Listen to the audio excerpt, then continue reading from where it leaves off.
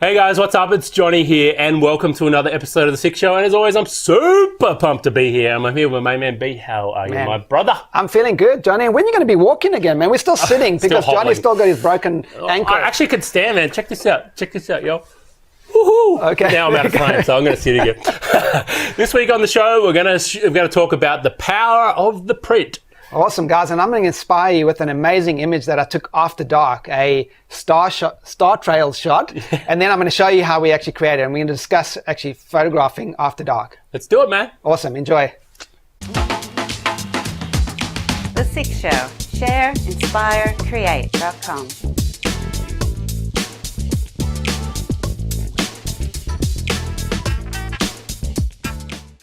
Share.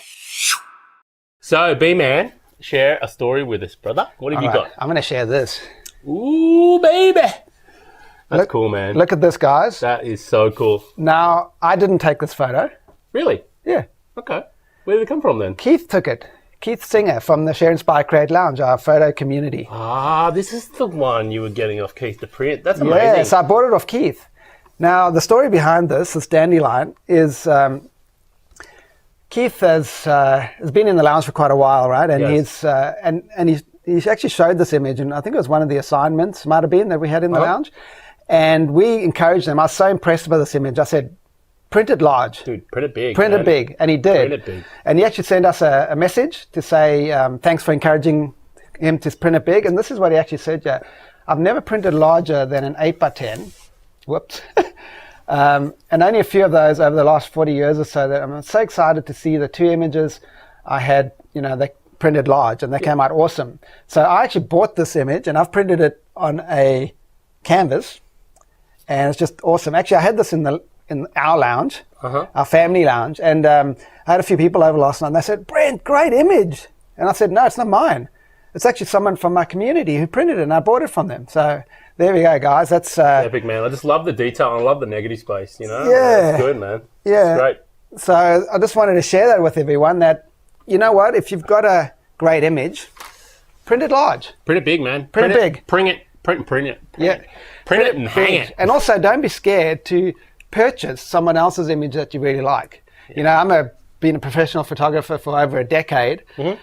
And I think this might be one of the first images I've ever bought from another photographer. Yeah, that's inspiring. And, the fact that you've done that for Keith, who's obviously, he's been shooting for a little while now, but he's not, I don't think he's not a pro, is he? He's not, it's not his full-time job, is it? Job. But man, the encouragement and that it's going to give Keith and the strength to move forward now, he's sold a print to you. I mean, it's just awesome, bro. Yeah. It's just awesome. And just thank you, back, Keith. man. Thanks for all your contribution to our community. Yeah, we really appreciate it. I really like seeing how you've progressed and you've got confidence from posting your images in the Share, Inspire, Create Lounge and then printing them large. I know that gave you, so much satisfaction to see them actually big and not just on a small screen. Yeah. And then, really, I think this is one of the best purchases and investments I've ever done is to buy your image. So thank you, man. Yeah, it's awesome, bro. Love your work, Keith, man. Hey, and guys, I just wanted to point out, if you haven't printed anything before, it really is the last step in your photography. Yeah. It really is the last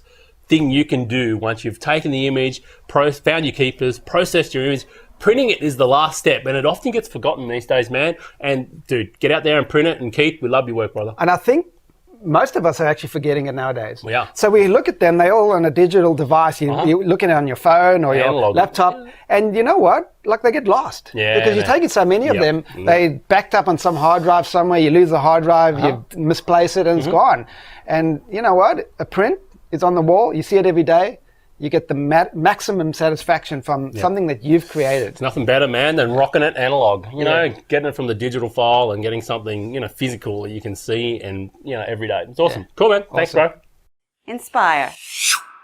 Hey, buddy. Yeah. Inspire us with one of your cool images, bro. All right, guys. So actually, last night, just a few hours ago, I finally got to editing these images. This the Milky Way that I photographed at probably 10 o'clock at night a few months ago.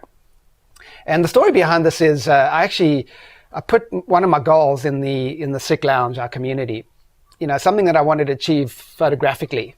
And a friend of ours, Shane, he called me up on it. He said, Brent, I'm going to go shoot some star trails. I see you've actually put your goals in the lounge. You want to come? And I thought, yep, I should go because I've put it out there. I've said to people, that's what I want to do. Yep. Here's an opportunity. I'm going to go. So I went. Yeah, man. Held accountable. Yeah, that's a big deal, man. Totally. I love it. Yeah, totally. So he drove up to my house. We grabbed the gear we needed. I asked him a few questions because he's an expert at shooting star trails and night. He's created some beautiful stuff. Hey, and we'll link to his work in the notes, man. Yeah, check it out. He does some great stuff. Great stuff. And he posted all over Facebook too. And he's really good. So he came to my house. I think we grabbed a beer each, put it in our pocket. And we grabbed our stuff and we walked down to this area that's just probably 10 minutes walk from where I used to live. Uh-huh. And went down there and I set up and I asked him, how to do it. And we photographed for probably about 2 hours, because we're doing 30-second exposures and I want to get the star trails. I haven't stitched them together yet like he does. He does a really good job of stitching them together. So you got all the stars moving over the sky. That's amazing, I don't know how to do that yet. Get the big swirls, man. Yeah. But anyway, so we've got an assignment in the lounge right now called After Dark. So I didn't have any images after dark. So I thought, okay, you know what? I'm going to go and edit this one. So what I did, guys, was I actually blended 2 images together. Hey, before we get into that, man, we should probably hold that off for the creative. Okay, I'll do But that, I want to say, check out this image I'm going to show you now. That's a picture of me. And what I love about this image most is that it's been taken with a really wide angle lens and I look about 20 kilos lighter. No, but honestly, honestly, I wanted to say, Shano took me out one time as well because I haven't done a lot of this type of photography. And I absolutely love it. I think it's beautiful. But that's me standing on a rock and I've got my headlamp on shining up into the night. So if you do this photography and you can't find any nice bit of foreground, don't forget to add a human element because it really shows the expanse of the stars and it makes you drop 20 kilos, particularly with the wide angle lens you need. But man, it's just a beautiful image of me standing there and it's one of my favorite portraits that anyone's taken of me, because it's me out in the wilderness, basically, with this awesome Milky Way and taken by a great photographer. Thanks again, Shane. That was really cool, man. Awesome, man. So I think it's such great photography. And the one thing I really love about it, mate? What? You're not rushing around. Yeah, because you can't. You can't rush around. I mean, well, that's one thing. But 2 is you're not waiting. You're not, you haven't got that few seconds of light that before the sun drops or just after the sun drops. You've got time. Yeah. You can go out there, set up, find the Milky Way, and it's just you sit out there and it's quiet and it's dark and you just listen and you can see some stuff, Obviously, the best nights to go are when the moon isn't out, so things are totally dark. Yeah, and I think there's about 3 or 4 nights in the month that's the perfect time. It is, it is. Just before new moon, and just after new moon. Yeah. I think the 3 or 4 days around it. So it's exciting photography, and thanks for that shot, Shana, because I really love it. It's one of my favourite images taken of myself. Yeah, it's really cool. That's awesome. So don't forget, add the human element. It's cool, man. Perfect. All right, so we'll jump into the create section where I'll tell you how I actually created this image. Create. So what I did, guys, was we were out there and we're shooting a bunch of images. I probably shot maybe 50 images of the sky and the Milky Way moving, or actually the Earth moving and the Milky Way staying still, right? Depends on which reference point you take, right? Everything revolves around the Earth, right? Yeah. I thought everything revolved around me. But anyway. Yes, it does. Okay, there you go. I've got my own gravitational pull. Yes. All right, Oi, leave that alone. Okay, so at the end, I wanted to get a couple of images, couple of stills that I could use straight away. Cool, so we used a flashlight, a torch, as we call it here in Australia, and I lit up the foreground as I took a long exposure image, so 30-second exposure image to get the sky, or exposed for the sky. Mm-hmm. And I had it at a very high ISO, 6,400 ISO, 30-second exposure, f4, so I had the lens wide open, which is probably not the best thing because not everything's in focus here. The foreground rock is slightly out of focus, so my hyperfocal distance, Well, it becomes really difficult, particularly if you're setting up in the dark. Like you went out at 10 o'clock, you're not going to set up at sunset at 5:30 and sit there till 10. So it does become really difficult to get the focus. A really good tip there was I actually got Shane to shine his flashlight on a point in the landscape, and then I went into live view on my camera, and I actually made sure that point was in focus. Yeah, and the other thing you can do as well with the flashlight, you can just crank the hell out of the ISO to the max it can go in live view, and that'll let you see as well. So that helps. So focusing can be different, but often, if you can try and get it on Affinity, or, if you're going to shoot the foreground and the Milky Way at separate times and blend them later, you can put it on Affinity, shoot the Milky Way, focus the foreground, so all the foreground's in focus, and then shoot the foreground, and then you can blend those two together. Well, it's almost like focus stacking, that well, sort of is, because you're focusing closer. That's if you're having trouble getting everything in focus, because it can be hard. And that's probably what I should have done. I should have taken one more image with the foreground rock in focus, refocus. But you know what? Like, it's totally dark. It's hard, man. You're tripping over rocks every time you walk around, because you've got a 30-second exposure, so you let the camera expose, and then you kind of run away as far as you can and then light up the scene from the side, because I didn't want the scene lit from behind the camera. I wanted shadows. Yeah, for sure. So you're jumping over rocks at night. Yeah. I mean, the other big thing about lighting beside the camera is getting light bleed, because you've got your camera here, and if you're flashing over here, man, you can get light coming straight into the lens. The other reason why you don't want to go longer than 30 seconds is you want to freeze the stars, okay? 25 to 30 seconds will freeze the stars. It's a long enough exposure to capture enough light into your camera to get a decent exposure, but any longer than that, you'll start to see slight movements in the stars. And even at 30 seconds, I'm seeing slight movements. When I zoom right in, I can that's see why I say like 25, 30, awesome. you can. That's so guys, I took these 3 images, I'll give them to you now, where I tried to paint light onto the rocks and the foreground. So this first one over here was just lighting up the background, the rocks on the background, the little hill over there, and you can see the flashlight. It's a little harsh on some of the rocks. The next one is, I tried it again with less light, so you're just painting light. So you might paint for like 3 seconds, you shine the flashlight for 3 seconds, and you stop, and you come back and have a look at the image, and if there's too much light, you go back and you shine it for 1 second. Yeah, that's it. It's all about just having a go. You'll work it out. So the next one, so I shone the light for less time, so there's less exposure on the rocks. But have a look at the star reflections in the water in front of you. So you got the star reflections, and I thought, okay, the foreground, because I've got this nice green You want to show more. I wanted to show. So I actually flashed or shone the torch or the flashlight into the foreground to actually get what's under the water. So the next one is what's under the water. So you can see how when you shine under the water, you don't get any reflection. You don't get the stars reflecting off the water. But you get that nice green. But you get that nice green. Yeah, but that was actually too much green. So the final image was, I blended those last two, the one where I've got the star reflections in the water and the green, and I didn't use as much intensity in the green there. Yeah, so you just put it in Photoshop layers and just manually blended with a brush. Totally. And masking. Good, and mate. then I got to that image. Which is wonderful, mate. I think you've done a great job. One thing I really love about that image is, and this is a good thing, having the Milky Way come out of something, It always looks really nice. So the main things are, open up your lens as wide as it can go with the f-stop. So basically, if it's a 2.8, 2.8, f4, try and focus on infinity if you can. You want 25 to 30 seconds. You want to crank that ISO, don't 32, 64, depending on the sensitivity of your camera. Don't be scared, because a lot of it can be fixed in post, that noise.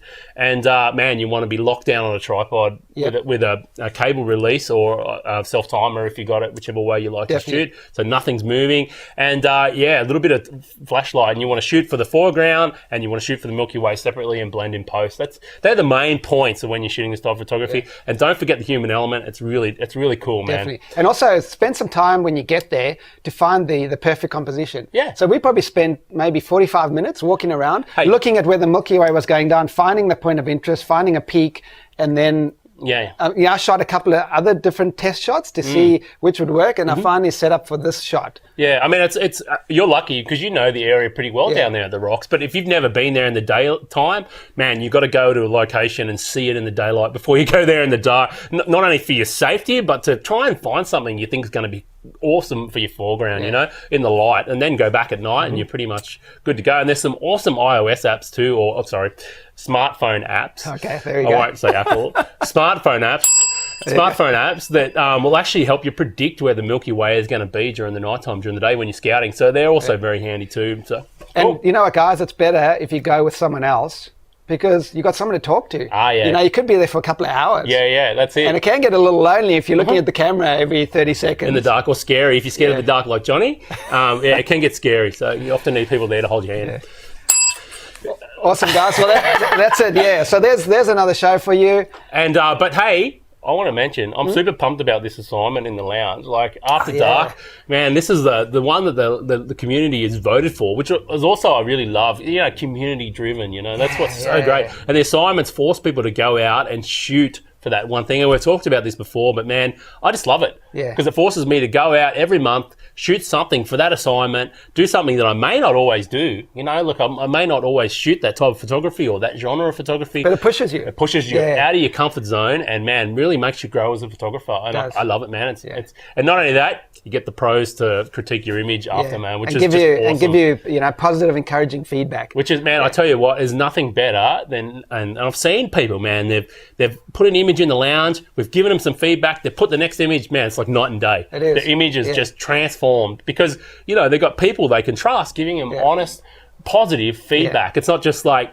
great image, like, which is totally useless. It doesn't help you grow as a photographer at all. And I think for me, what I'm loving the most about the SIC Lounge, our community, is the progress and the confidence the photographers are getting in there. You know, like look at Ricardo winning that award. Zero to hero, man. Oh, seriously, bro. That's awesome, man. That's awesome, bro. So people are progressing and it's actually working. And that's, for me, that's the biggest encouragement to my teaching and our community is that photographers are getting better, and I'm loving that. I love it, man. I just love it. It makes me so happy.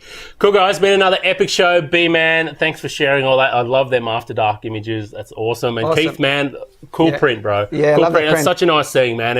I know, and as photographers, we don't often buy other photographers' work, but if you see something you really like, buy it, because you never know. That one purchase that you might make for that photographer who's up and coming, man, it might change everything. That might be the one thing that it takes them from where they are over that hump to, you know, gives them the confidence.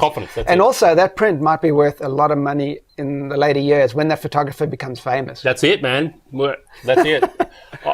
Awesome. And Keith, hey, you need to come to Australia and actually sign this for me. Ah, yeah, that's a good point. I want you to sign this Come because visit, man. One day when you become famous, it'll be. That's it, man. Yeah. Can awesome. Can I own half of that? No. Oh, okay.